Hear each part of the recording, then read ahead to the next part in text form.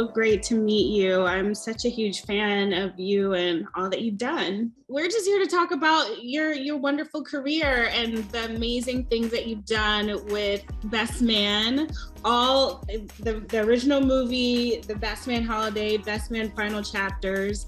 You've also worked on Girls Trip and Little. So about how many people were involved on the Best Man Final Chapter, and about how long did it take? Would you say there were about 50 people in our department, Pam? I would think you were, that was about the maximum. We had about 50 between the people that worked for us every day and folks that had to come in on big days, yeah. And can you talk about the evolution of the style? Yes. When I first got the very first script, I thought about like as my college friends, the friends that I went to school with, and it was very much similar to the way that I grew up and the people that I knew. Mm-hmm. So in my head, I was just like, oh, I know these guys, right? That first thought process had an evolution because like you're in college, you're one way, right?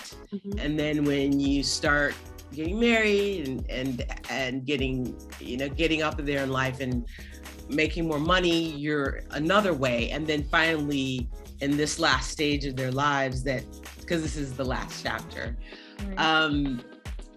They pretty much made it. So economically it evolved, fashion wise it evolved, but at the core, Pam and I tried to keep them who they were. And I wrote down some adjectives that Pam and I came up with for each of their looks. So Jordan, we said business glam, clean, professional, dresses to be taken seriously. Shelby, strategically sexy. We thought her motto would be more is more. Lance was our power player. Fatherhood and religion was the most important thing for him. And of course he was a sportsman, so you always saw him dressed like he's going through the tunnel. Harper was our casual, cool guy. I feel like Pam and I discussed that it would be accessible, clean, but like he would be our everyday guy. Yeah, and then Quentin was our fashion equivalent of world music. Yeah. So we went around the world. With like Timberland and G-Star and, like it was a menagerie of who Quentin is. Mm-hmm. Right, yeah. Candace, what did I write down? She's a teacher and she's getting her PhD. Mm-hmm. So I felt like her style was more practical. And what about LJ? I thought that was an interesting new character and something somewhat revolutionary for, I would say, Black cinema. So what was kind of the thought process? You want to take that one, Pam? Well, LJ was another one that was really, really fun to create. It was about finding the balance between, the world that we are now all getting used to and understanding the complexities of and respecting it. So the non-binary of it all, it taught us a lot too, just to learn and make sure that we properly respected that space. I could literally talk fashion with you guys all day. But what inspired this conversation is that our readers loved the style so much. We got so many inquiries and DMs about what's this look and what's that look.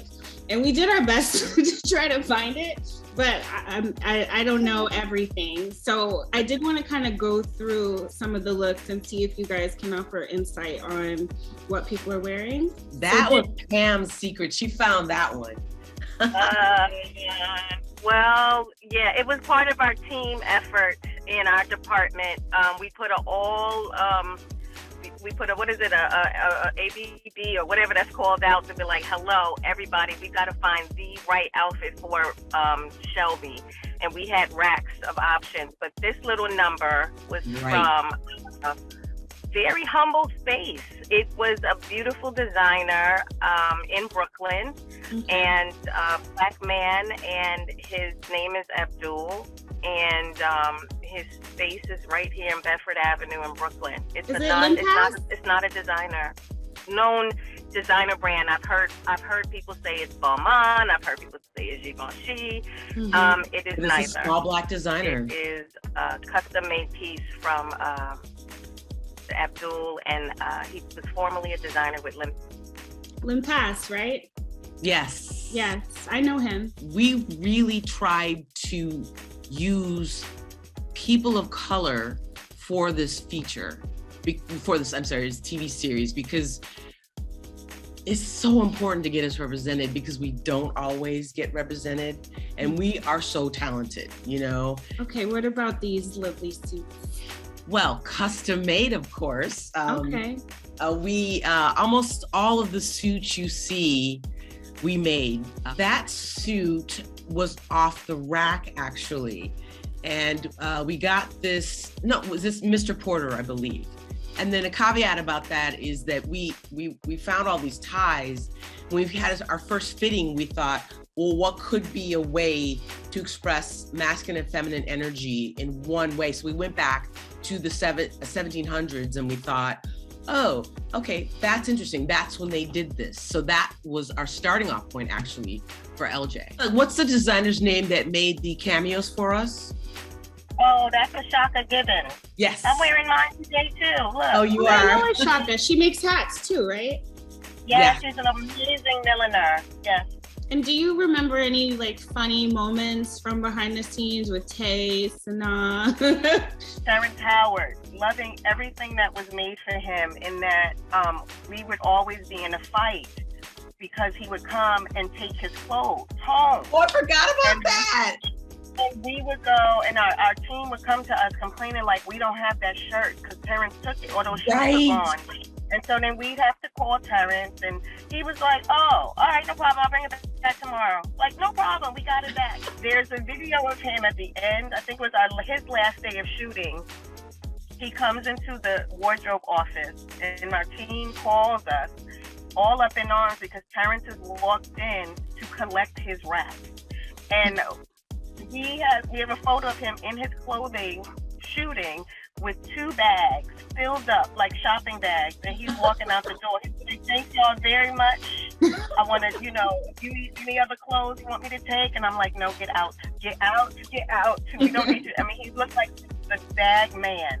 He walked out with all of his clothes, but he was just so funny. And we had stolen his clothes back from him one day before he could a couple of times. He's like, Danielle, where are those clothes I stole from you? Oh, okay. Mad about it. Walk back in the trail and be like, who stole the clothes back that I stole? And come back in there and take them.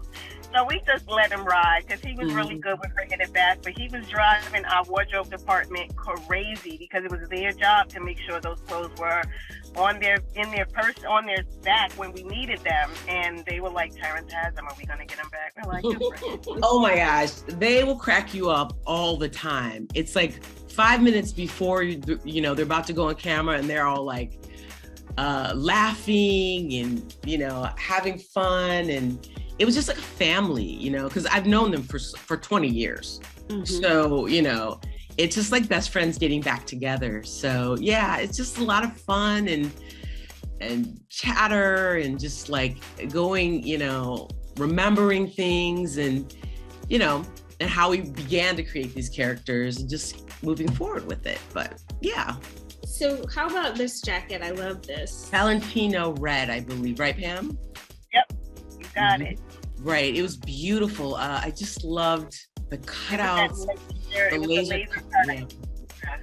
Yeah. It really, I felt like it really said a lot about her character because, like, sort of in a way, she was starting to question what was going on in her orbit. And so not a complete coat really said how she was thinking, because I think she just wanted to be complete. And she wasn't. Just a few more, guys. So how about these festive looks? The silver, is that Armani? There were just certain brands that Nia particular for, and I want to say a lot of what she wore was Armani. Right. Through most of the clothes. Armani or what was that other one? Nyland. Nilly Lowton. Really no. N-I-L-I? Yeah. Tay's jacket was actually Tay's jacket was Talia from Macy's. Really? It was yeah, so you see, we do all levels. We don't just. I know. Yeah. The white suit. This one was not custom made. We got. No, was it Tom Ford? Yes. A lot of Tom Ford. It was Tom Ford. This was really interesting. Right. This was Valentino as well, I believe. Am I correct? You're right. Yeah, we got that off of Match. Right, Matches. Right. But then, I mean, I loved it because it gave us that really beautiful embroidery, and it almost had like an Middle Eastern flavor, and that's what drew me to it. Almost like East Indian, Middle Eastern kind of, and the shirt was so light and easy to throw on, and I think that's what works mostly with his character. We changed up the original suit, so we purchased the suit on Mr. Porter, right, Pam? Yeah, and then we created we created it with the stripes to look like his team. But who was the vendor on that? It was an original suit. I know I got 2 of them, and we created this pattern on the suit, right? Yeah. Just to be the colors of the giant, so that it looks like he's wearing. We altered a large proportion of what you see. We changed things. We altered things. We added things on. So if we purchased it, we changed it around to be something else. I always wonder this, just in general, about movies or TV, because our readers, they want to buy these. They would want to buy that track suit. So is that even possible? And I know that some items are still available to purchase, but your own fashion lines, or like a best man inspired fashion lines.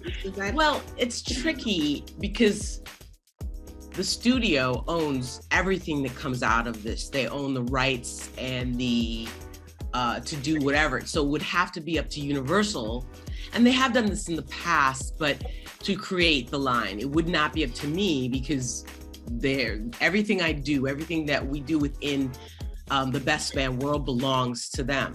So it's their intellectual property. However, the designer in me says there'd be nothing to stop us if there was a backer who wanted design conceptualizing where we were in that moment to create a line. Right. There'd be nothing that would stop us from doing that. It wouldn't be the best man. It would just be inspired by. We have a lot of fashion hopefuls who want to work in fashion. They want to be stylists, or they want to work on movie sets or be designers. So what advice would you give to those who look up to you and would love to do this one day? And I'm going to speak from the costume design aspect of it, is that you've got to start maybe doing student films or PAing on different features. And then once you get your foot in the door, then you can join a union, which you start getting a little bit of work under your belt. And there are 2 separate unions. You have to decide, well, what is it that I want to do within film? Do I want to be a designer, or do I want to be a costumer? And those are 2 distinct unions, and they do different things. So you have to really decide what side of costume design that you want to be on, or wardrobe that you want to be on. In the Best Man final chapters, we brought 2 PAs up from PAing into being a shopper to give them hours so that they can get into the union. And the way they got in wasn't because they kept saying we want in. It was because they showed grit. They worked hard. They worked their butt off to make sure that we had what we needed. And they let us know that they were interested. And when we had the opportunity and needed them, we pulled them up. We got them down. And that's the whole point of this. Not even just for us, it's about pulling the next people up, the next echelon. We want to see more people of color in this union. We want to see more people of color in the costumers union. And so what's the next project for both of you? I haven't decided yet. I'm just trying to chill for a minute, and then I'll let you know when I have decided.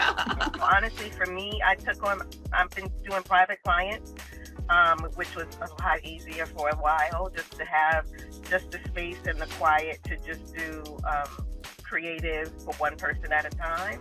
So I'm still a stylist, all in all, in the end of the day. So I still do private clients. So that's a nice way to kind of balance it out, because it's a high stress job for sure. Thank you. Thank you. I know we've been talking forever and I could talk forever, but thank you so much for your time. So thank you, beautiful. It was a pleasure. Nice to meet you. All right. Bye. Bye. I'll see you later.